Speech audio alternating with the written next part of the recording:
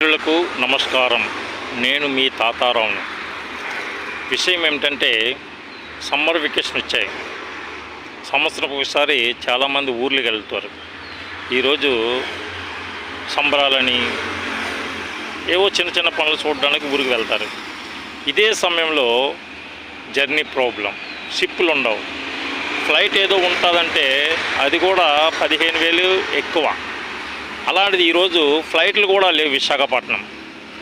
అంటే ఎంత హీనాతిహీనంకి మనం తెలుగువారు ఇక్కడ దిగజారిపోయారంటే, ఏ పార్టీ కూడా తెలుగువారిని పట్టించుకోవట్లే. కేవలం ఎలక్షన్ సమయంలో మాత్రం తెలుగు వాళ్ళని పట్టించుకుంటుంది, బిర్యానీ తినబెడుతుంది, మందు తాగబెడుతుంది, జెండా పట్టుకొని ముందుంటారు. ఇకపోతే కొన్ని సంస్థలు ఉన్నాయి, కులాలని,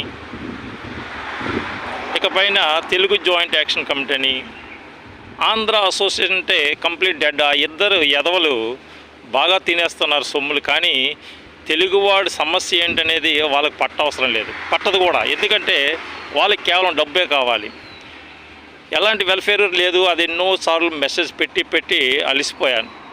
ఇకపైన ఆ దొంగల కోసం విడిచిపెట్టండి. ఇకపైన ఏదైనా ఒక సిప్పేస్తే మేమేసామంటూ కులాలు ముందుకు వచ్చేస్తాయి. కానీ ఈరోజు ఫ్లైటే లేదు. కానీ ఏ కులం కూడా, ఏ జాయింట్ యాక్షన్ కూడా పట్టించుకోవట్లే. ఇకపోతే తెలుగుదేశం పార్టీ తెలుగువారి ఉన్నతి కోసం, తెలుగువారి సమస్యల కోసం ఇక్కడ తెలుగు జాతి ఉండాలి, తెలుగు జాతి ఉన్నంత వరకు తెలుగుదేశం ఉంటుందని చెప్పి పార్టీ పెట్టారు. 2 సార్లు మున్సిపల్ చైర్మన్ అయ్యారు. కానీ ఇక్కడ తెలుగువారి ప్రాబ్లం ఏంటంటే, ప్రతి ఒక్క డిపార్ట్మెంట్లో కూలీలుగా, అంటే డైలీ రేటెడ్గా పనిచేస్తున్నారు. అది కూడా 10, 12, 15 సంవత్సరాల నుండి.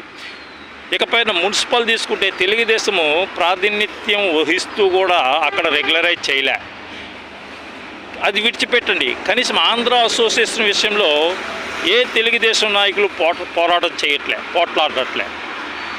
కానీ ఎలక్షన్ అయ్యేటప్పుడు తెలుగుదేశం అంటూ, తెలుగు వాళ్ళమంటూ ముందుకొచ్చి నిలబడిపోతారు.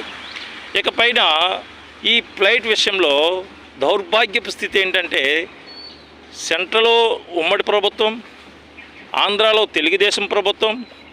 ఇంకో విషయం ఏంటంటే, ఈ సివిలియన్ మినిస్టరు, పౌర విమాన శాఖ మంత్రి రామ్మోహన్ నాయుడు గారు, కనీసం ఇక్కడ తెలుగుదేశం వారు అతనికి ఒక మెసేజ్ పెట్టి అభ్యర్థించడమో ఏదో చేయడం చేసుకుంటే బాగుండు, ముందు నుండి చేయవలసింది. కానీ ఈరోజు ఫ్లైటే లేదు.